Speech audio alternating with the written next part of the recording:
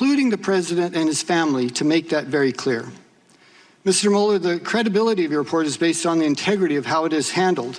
And there's something that I think bothers me and other Americans. I'm holding here in my hand a binder of 25 examples of leaks that occurred from the special counsel's office from those who associated with your work, dating back to as early as a few weeks after your inception and the beginning of your work, and continuing up to just a few months ago. All of them have one thing in common. They were designed to weaken or to embarrass the president, every single one. Never was it leaked that you'd found no evidence of collusion. Never was it leaked that the Steele dossier was a complete fantasy, nor that it was funded by the Hillary Clinton campaign. I could go on and on. Mr. Mueller, are you aware of anyone from your team having given advance knowledge of the raid on Roger Stone's home to any person or the press, including CNN? Well, I'm not going to talk about specifics. I will mention, but talk for a moment about persons who become involved in an investigation.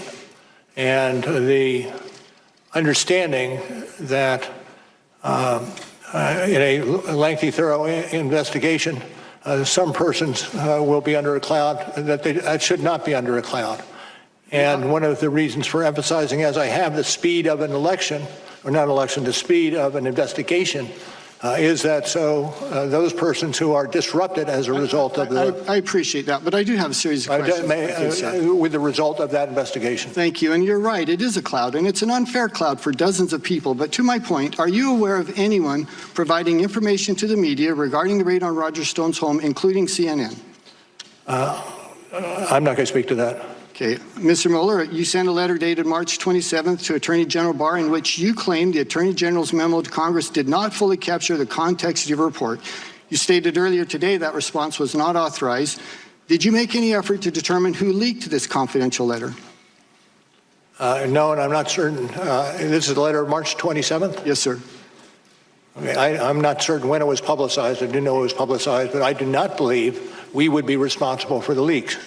Well, I do believe that we have done a good job in assuring that no leaks occur. And we have 25 examples here of where you did not do a good job. Not you, sir. I'm not accusing you at all, but where your office did not do a good job in protecting this information. One more example. Do you know anyone who anonymously made claims to the press that Attorney General Barr's March 24th letter to Congress had been misrepresented or misrepresented the basis of your report? And what was the question? Do you know who anonymously made claims to the press that Attorney General Barr's March 24th letter to Congress had misrepresented the findings of your report? No. Sir, given these examples as well as others, you must have realized that leaks were coming from someone associated with the special counsel's office.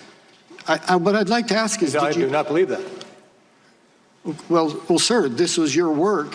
You're the only one, your office is the only one who had information regarding this. It had to come from your office. Putting that aside, which leads me to my final question, did you do anything about it? From the outset, we've undertaken to make certain that we minimize the possibility of leaks. And I think we were successful over the 2 years that we were in operation. Well, I wish you'd been more successful, sir. I think it was disruptive to the American people. My time has expired. I yield back.